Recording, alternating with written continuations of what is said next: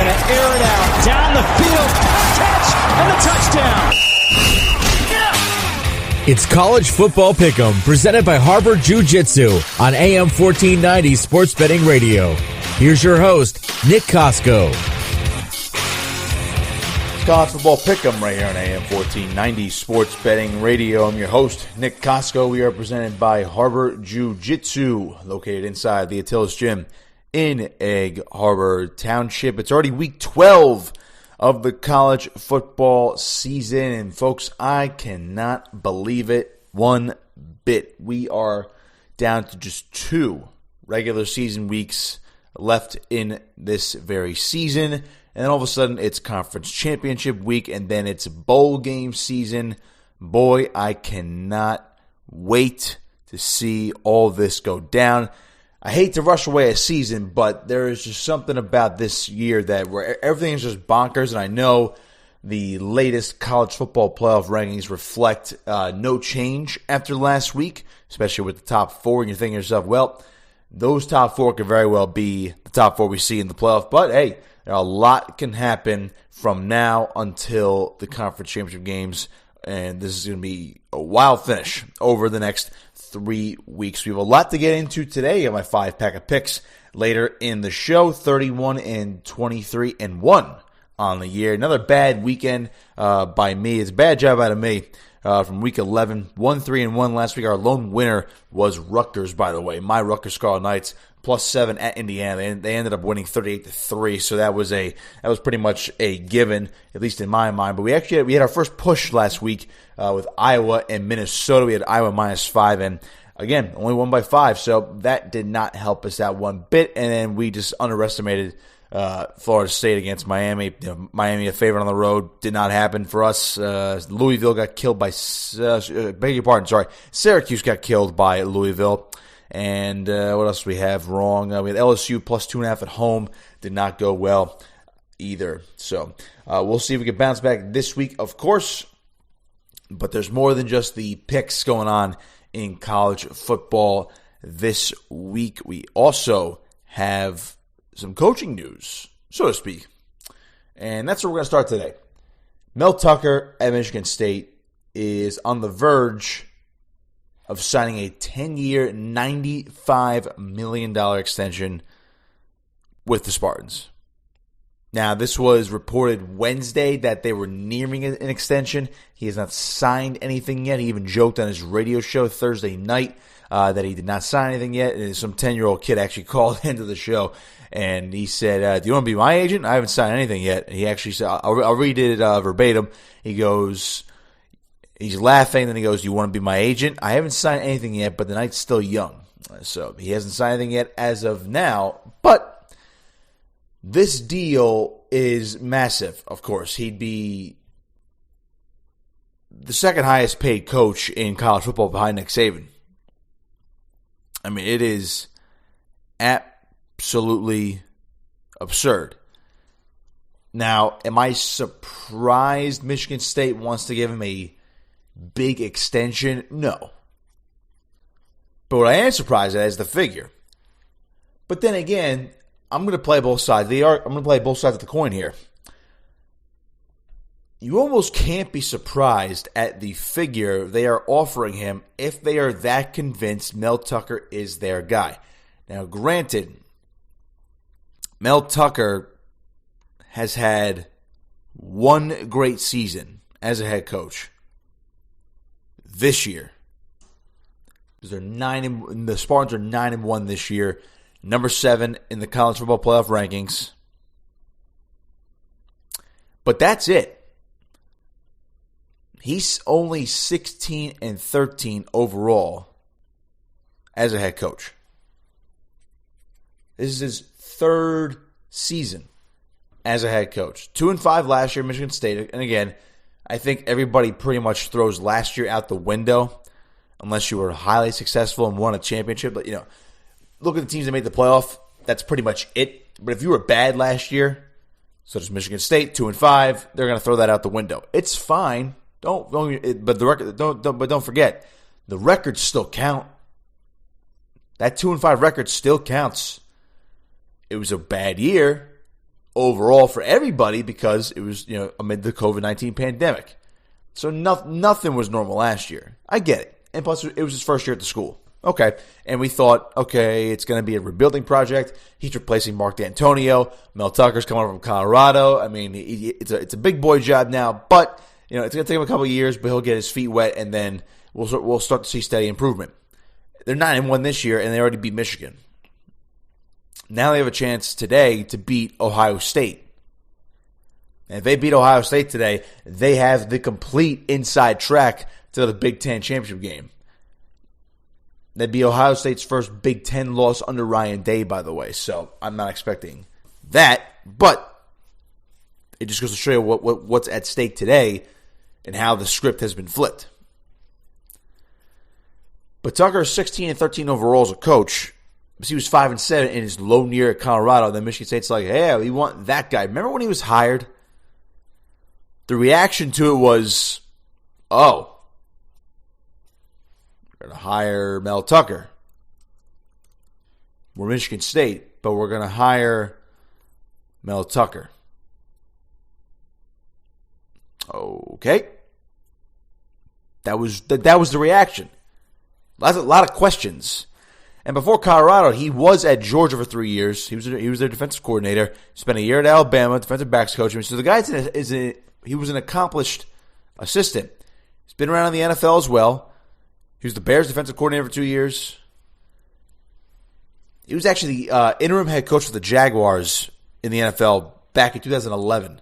Went 2-3, but he was their D coordinator for a couple years prior and after that. So Tucker's been around for a long time. A lot of NFL stops, and he was at Ohio State as an assistant in the early 2000s. Was at LSU in 2000. His Michigan State ties go back to 97-98 when he was a grad assistant. But that's pretty much it.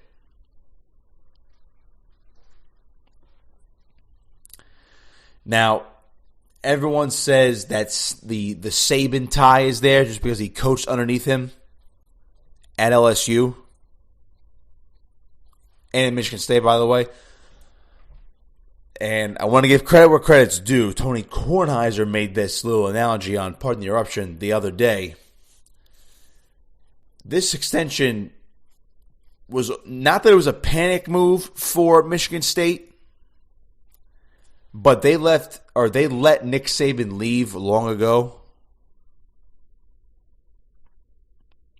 Don't forget, Nick Saban was the head coach at Michigan State way back when, 95 to 99. And he was there from 83 to 87 as their defensive coordinator anyway. So, I mean, that he has Michigan State ties. But he left for LSU after the 99 season. So Michigan State does not want to let the next Nick Saban go. Now, I am not saying, nor did I think Kornheiser said this, I am not saying Mel Tucker is the next Nick Saban. But with these job openings now, folks, you have USC open, you have LSU open, Washington is now open, Virginia Tech is open. Now, if you're going to leave Michigan State, you're probably only going to leave for one of two jobs, USC and LSU, compared to Washington. I mean, Washington's a good job. Virginia Tech's open. Justin Fuente has, him and the school are mutually parting ways. That's where you're going to go. Miami could open. Now, that's different. Miami would be something to look at. But realistically, if you're Mel Tucker at this point, with how well you've been coaching, with the resources you've been given, in only your second year in the Big Ten, the only jobs you're probably going to leave Michigan State for are USC and LSU. Now, he was linked more to LSU. And again, he's been there before, just like he was at Michigan State before. He's only at LSU for 1 year.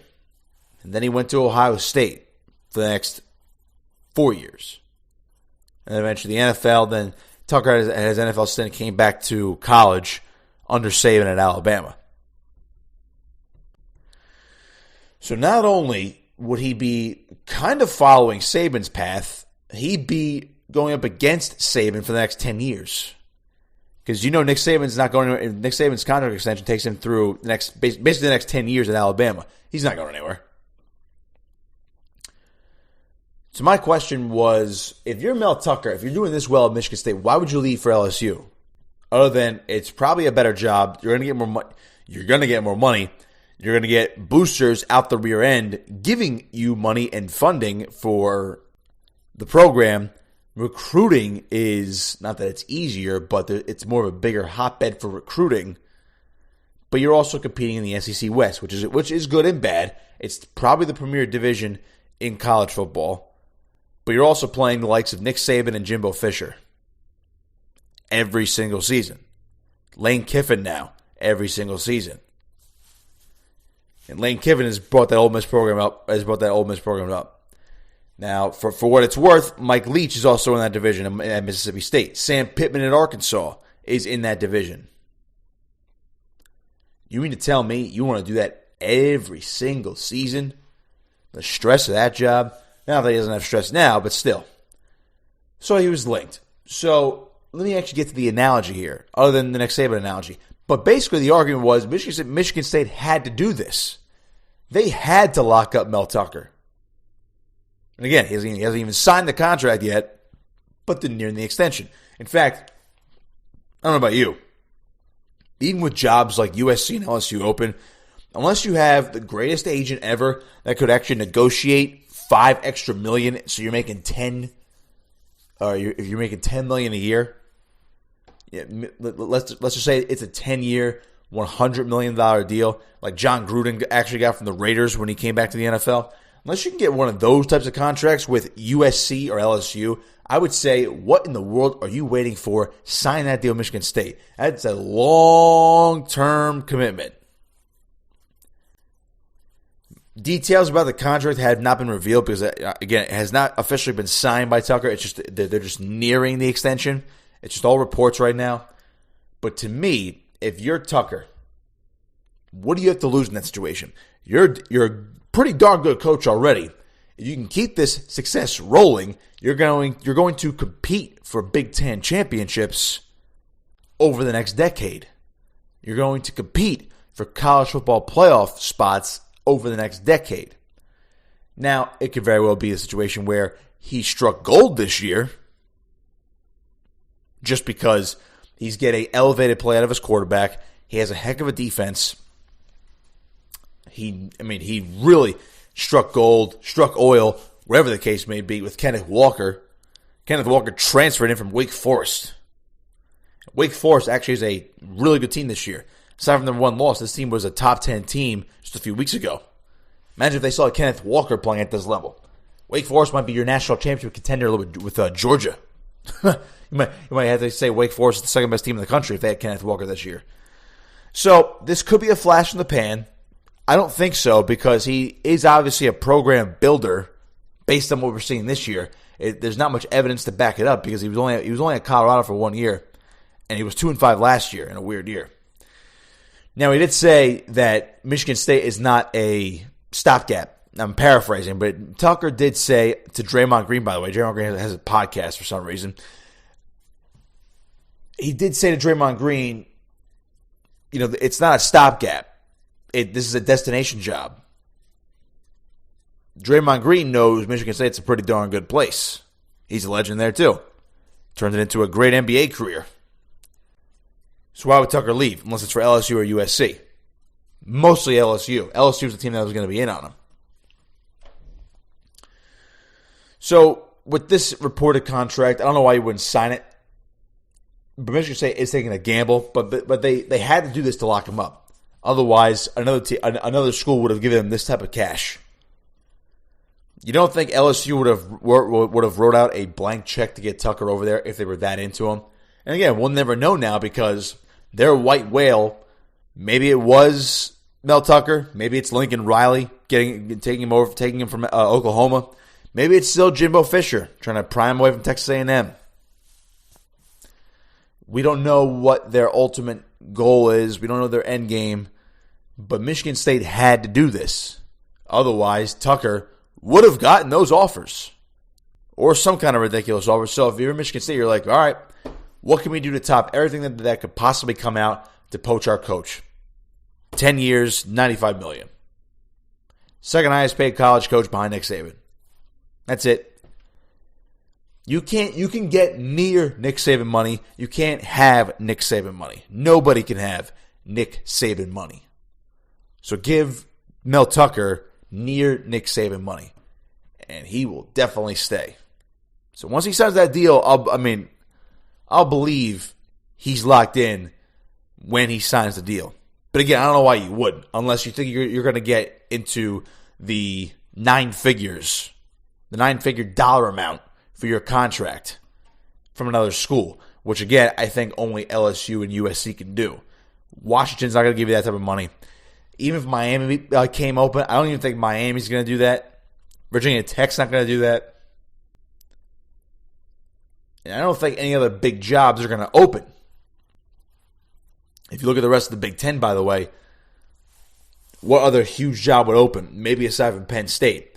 And even if Penn State opened up, it's like, all right, well, you're already in the Big Ten. That's why I never understood that. Unless it's a substantial move, why would you move within the division? And I bring this up because there was reports that Washington would want Chip Kelly. Now, again, UCLA and Washington are not in the same division, they're in the same conference, but still, unless you're going from Washington, which is a good job, to USC, or if you're going from, let's just say, Purdue to Ohio State or Penn State, or again, if you're going from the Big Ten West to the Big Ten East, it's one thing. But if you're going to go from Michigan State to Penn State, I don't know why you would do that. I'm just throwing this out here as a hypothetical. Let's just say James Franklin went to USC. Penn State's open. Would Penn State say, hey, Mel, you want to stay in the division but just come a little bit further east? Penn State would definitely shell out some money.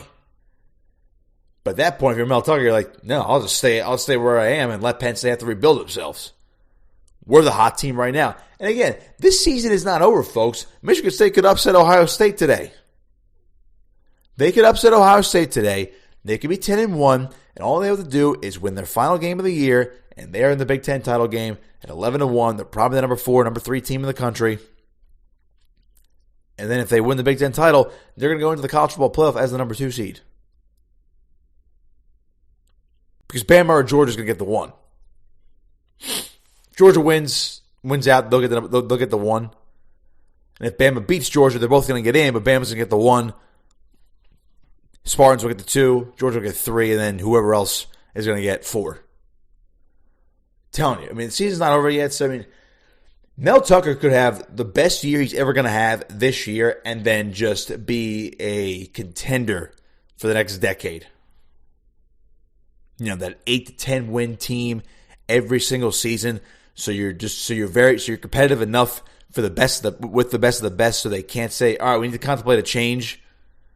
But again, the cream of the crop of college football. This is why these extensions never really work out unless you're Nick Saban. The cream of the crop of college football is just that, the cream of the crop. The Alabamas, you're going to compete for a national title every single season. The Ohio States, right now, you're going to be competing for a national championship every single year. Clemson even has a down. They're having a down year this year, but in their the best 5 to 8 years under Dabo Swinney, they were competing for national championships. Michigan State has made the college football playoff once.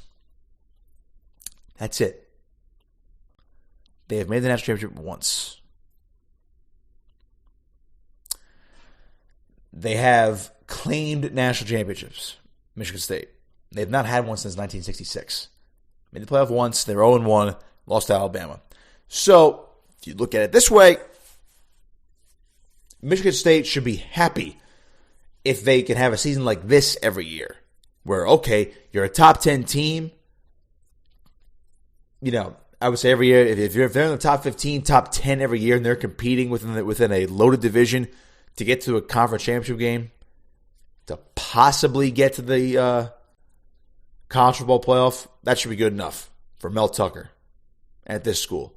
But the expectations now with this contract are going to go through the roof, so it's going to be very interesting if he signs it and how long he's going to last I never for anybody to get fired, but this is going to be very, very interesting if he puts pen to paper and signs this 10-year extension, and all of a sudden he's the second highest paid coach in college football. Quite fascinating. Quite fascinating. All right, we're going to step aside and take a quick break. On the other end of this break, we'll start to look at this week's games as well. We'll also talk about some other things going on in the coaching realm of college football. Steve Sarkisian at Texas, and boy, that's become a mess, but there's a lot of outside noise, and just it's poor Sarkisian. It's only a year. He's not at the end of year one yet, and he's already getting a lot of flack for their struggles this season. So we'll take a look at that. Look at some of the current games today, and then we'll dive into my 5 picks later in the show. Keep it locked here. It's College Football Pick'em right here on AM 1490 Sports Betting Radio.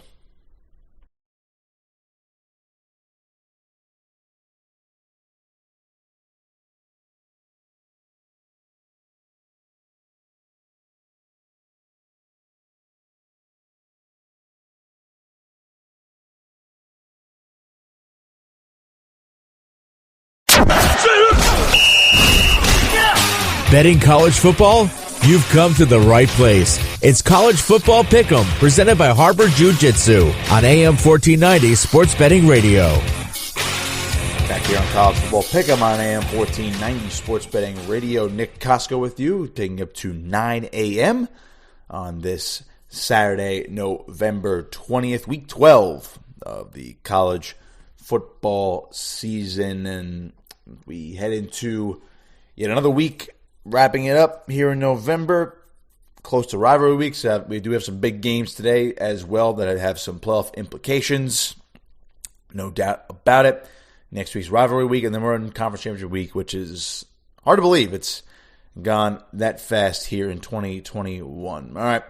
Well, we just talked about Mel Tucker, so I want to talk about Steve Sarkisian and what is going on with the Texas Longhorns. Now, they're 4-6. But everybody's freaking out because they lost to Kansas last week. Now, don't get me wrong, you should not be losing to Kansas.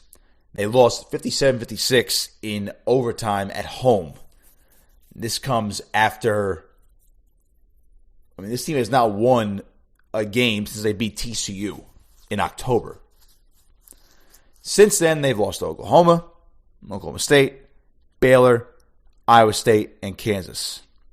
This team was 4-1. They've lost 5 in a row. They have West Virginia today at noon, and they host Kansas State to end the year. It has not been good for Texas. I can understand it, but here's the thing.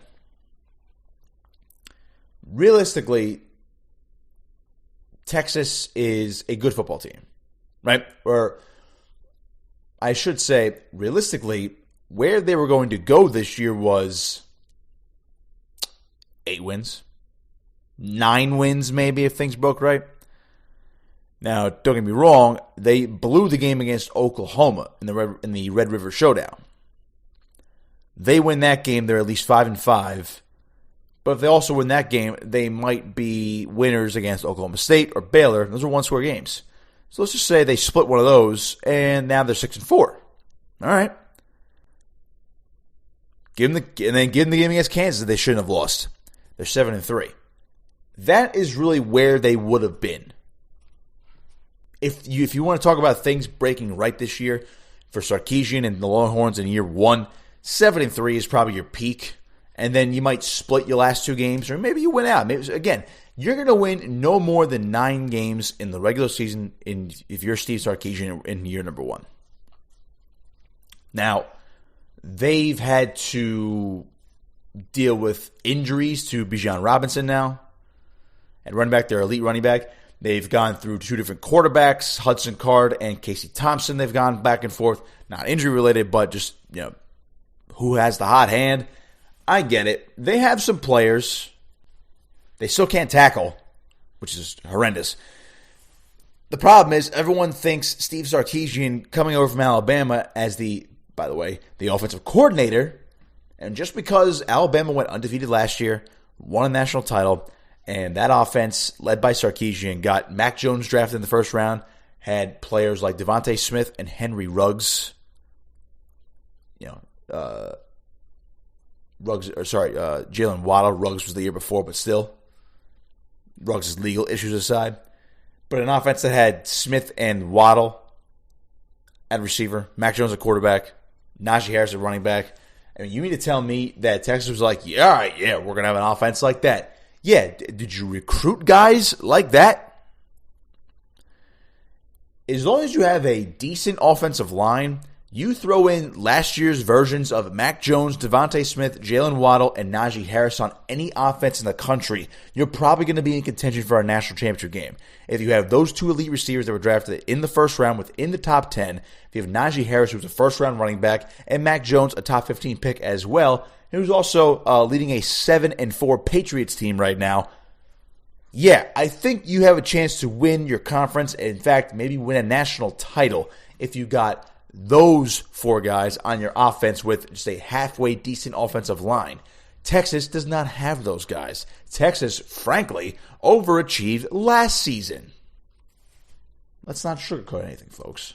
Texas is not back as much as we want them to be back. Texas won the Alamo Bowl last year under Tom Herman in his fourth year, and they got rid of him. They finished with a win, and they got rid of him because they wanted a change. Was it the right time for a change, at least for that program? Maybe. Because Tom Herman, just looked like he peaked 7-6, 10-4, 8-5, 7-3. All right, looked like he peaked in 2018. All right, that's fine. They were ranked as high as 9 that year. But as far as making change, Texas, to me, panics because they long for the days of Mac Brown. They long for the days of Mac Brown, Vince Young, national titles over USC. They long for that. I get it. It was the heyday, the true heyday. Mac Brown was at Texas from 98 to 2013. But folks, let's not go nuts here. Mac Brown won one national title at Texas. Now, again, if I'm going to pick a singular program in the great state of Texas, because we know Texas has the best high school football, we know Texas is a hotbed, the biggest hotbed for recruiting of the entire country. It's more spread out now, of course, but Texas is still Texas. When you think of football, you think high school football in Texas. You think of the Texas Longhorns. If I'm going to pick one program, one college program in the state of Texas to say, all right, if you have to eliminate everything else in that state and keep one Power 5 Division I program, I'm keeping Texas. Texas Longhorns. The Longhorns are Texas football. But guess what? They had Mac Brown. And again, I know they had Mac Brown. They won 9 games for 3 straight years in his first 3 years. Then from there, Texas never had less than 10 wins in a year until 2010. So from 01 to 09, they won at least 10 games every single season.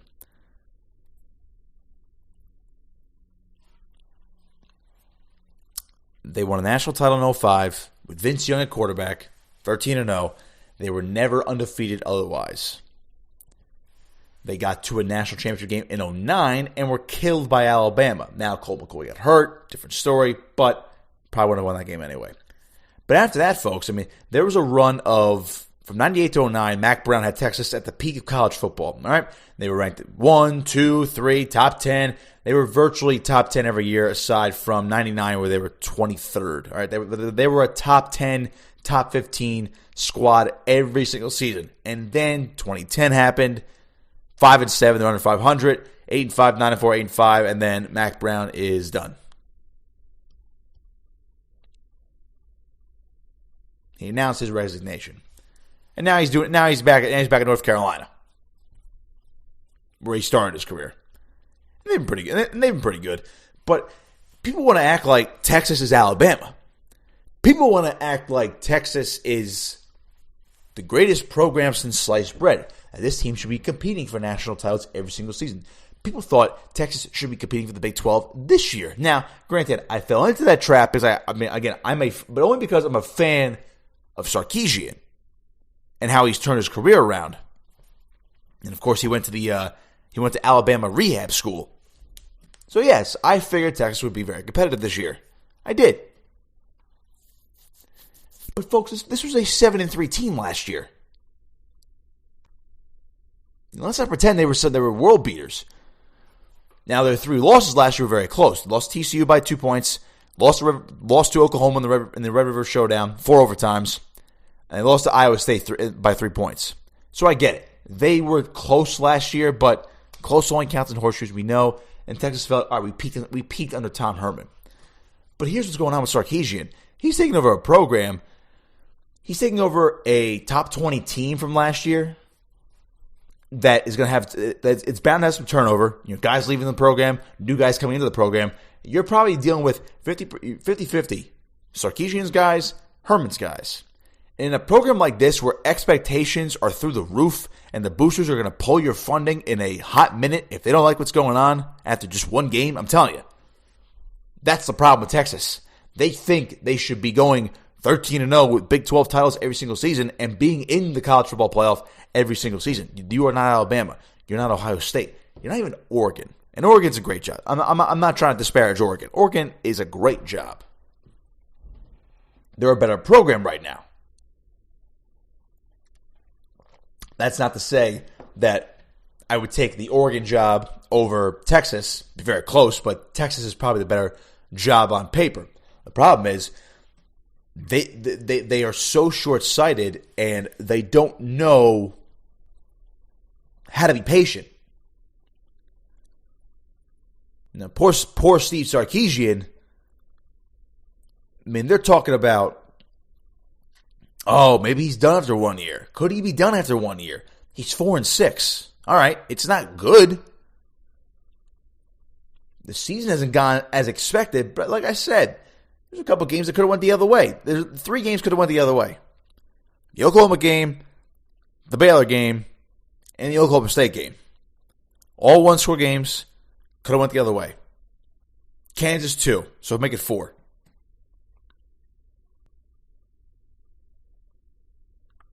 This team could be 8-2 at its best.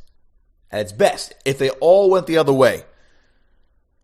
But these are not his guys. He really has not had a chance to make his mark on this program. Don't forget, this guy was hired in January, day after New Year's, because Herman coached the bowl game.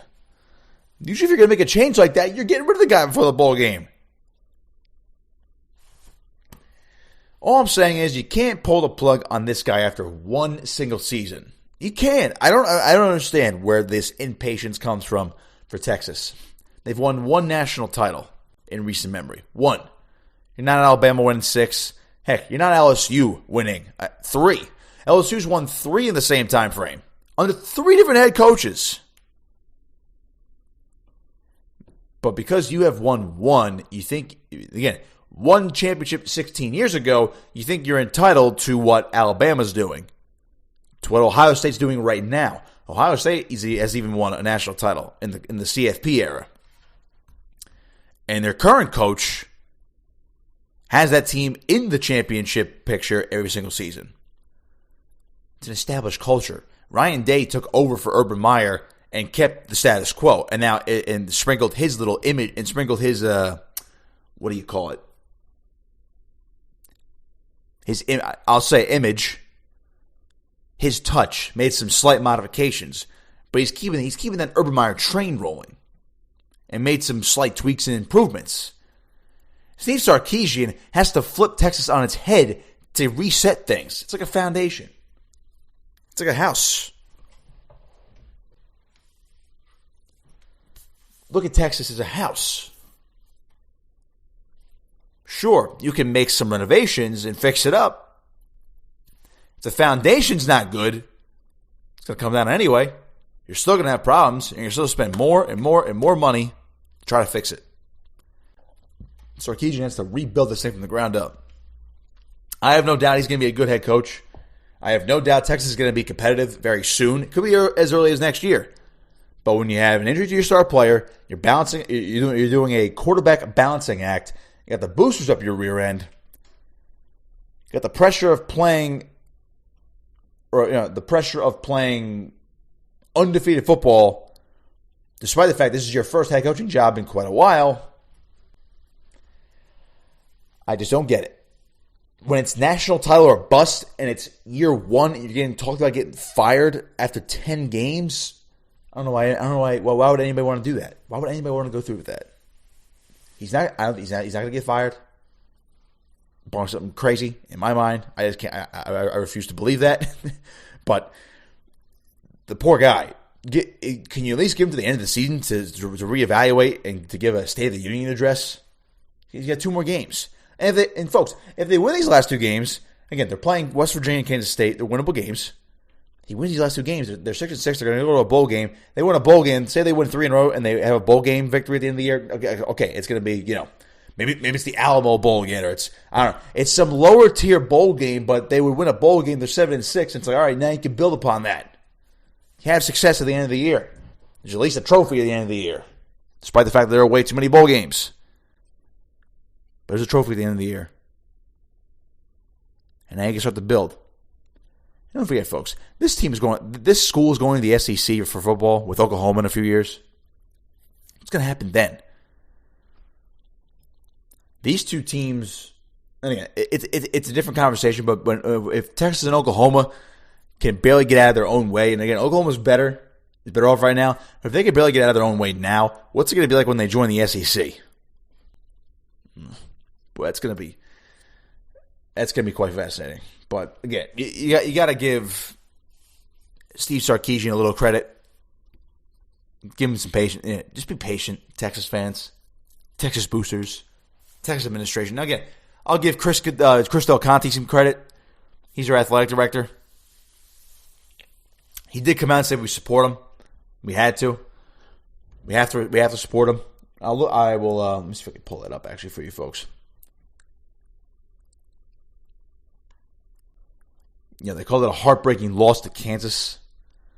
But he released a long statement about the football program. In addition to, it was basically Chris Del Conte's State of the Union address about Texas athletics. But I'll start reading it verbatim. And if you want to read it, the Texas did release a statement via their school website. It's also on 247sports.com. All right, so I'll read you the first, at least the first paragraph here. All right, so this is what Del Conte wrote in regards to the backlash of Sarkisian after the loss to Kansas. Last week had its ups and downs for our Longhorns, and we're certainly ready to move forward and get right back at it this week. Saturday was just a heartbreaking 57-56 overtime loss to Kansas at DKR Texas Memorial Stadium. At Texas Athletics, we all know it was a devastating way to lose. You were also passionate about your Longhorns and feel frustrated about how things have gone for 5 games. Trust me, we're so disappointed and frustrated too, but no one is more upset than Coach Sark and the team. Coach Sark knew when he took the job that it's not always going to be smooth sailing, that there will be bumps on the road, and, at times, choppy waters that he has to navigate through. None of us expected what we're up against now, but that's why we hired him and a tremendous staff to allow us to build a foundation, there's that word, for long-term success. Our Longhorns need to continue to learn and grow from these challenging times. We can be there by their side to help pull them through. And then, all right, I will read this next part, because Sarkisian made headlines when he said, yeah, we're going to have probably around, I think he said 31 to 32 new scholarship players next year. Now, he didn't just say oh yeah, we're going to have 25 to 30 or 30 to 35. I forget what the exact number was, but he threw out a specific number. So this guy knows what he wants to do to make a total roster overhaul going into next year. So let me continue Del Conte's comments here. Next paragraph. With all that said, it's important that we discuss the reality of the situation facing Coach Sark and our football program. It came up in Monday's press conference, and it's something we talked about. This isn't to cast any blame or make excuses. It's just factual that we have some real depth issues, okay? As injuries mount, it's even more glaring. When you look at it, 52% of our 2018 signing class and 46% of the 2019 class are no longer here. That is very true. There's been a lot of turnover since then. That's nearly half of the student athletes from 2 classes that were ranked as the 3rd best in the nation and should be making up the juniors and seniors on our roster today. Overall, since 2018, we've lost 33% of the last 4 classes. That's a lot of attrition to manage. And when it rains, it pours. We had 25 guys miss practice last week due to a flu bug and virus, and missed 3 others who were out due to COVID-19 protocols. So again, folks, it's a mess. It's an absolute mess.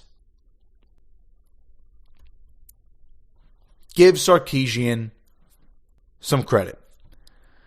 Now, the last paragraph was him about cheering, but I will read Delcani's 3rd paragraph here. The last one I'll skip just because it's more about, make sure you show up and cheer them on. They're playing West Virginia this week in Kansas State at the end of the year, yada, yada, yada. Here's the 3rd paragraph, then. I'll read this one, though, to wrap this up. I say that to help everyone understand the real challenges we're facing. Coach Sark is building a culture. He has a tremendous group of coaches with him, and we are providing every ounce of support we can muster to help them redirect our program. We have a group of coaches who are proven and have a wealth of experience. They have all succeeded at the highest level. They will help us do that here too. The guys are fighting their butts off on the field, and we have a really good group of student athletes giving it all they have. We've been dealt a tough hand with more injuries to players this week. 2 young men who are among the best in the Big 12 at their positions, Bijan Robinson and Josh Thompson, are out. We know we're up against even more challenges and are going through a difficult stretch. That being said, our Texas fight and resolve never wavers. And the next paragraph, actually last 2, paragraph and a half are about support, bring your passion, yada, yada, yada, support the team and Coach Sark. But still, that's a huge vote of confidence from the athletic director. Now, again, sometimes a lot of these things are done to just save face out in the public eye, but I really refuse to believe that they're going to make a huge change after just one season after the I don't want to call it disaster, but there's a lot of criticism on the school for the way they handled Tom Herman, because they gave him 4 years, but just because he, again, Tom Herman was actually relatively successful. He was 32-18 as Texas' head coach. Never won less than 7 games, but that was not good enough. So I don't think they're going to make the same mistake again after just 1 year with Sarkisian. I'll just leave it at that. But everyone's got to chill. Everyone take a chill pill. Let them start rebuilding this program first. Let them get through the year first before we talk about what's to come next. All right, we'll step aside, take another quick break. On the other side, we're going to wrap up the show, and we'll dive into my 5 picks of the week. 31, 23, and 1 on the season. It's been a rough few weeks for me. I was 28-12 at one point, folks, so it just goes to show you that this is a tough way to make some money, but we're going to try to rebound this week with a fresh five-pack of picks, as we always reveal earlier in the week on Back Your Play with Rich Quinones on Thursdays at 4:20 every single week. So don't forget to check that out every week if you want a sneak peek before you have to listen to me on Saturday mornings. All right, we'll be back. It's College Football Pick'em on AM 1490 Sports Betting Radio. Betting college football? You've come to the right place. It's College Football Pick'em, presented by Harbor Jiu-Jitsu on AM 1490 Sports Betting Radio.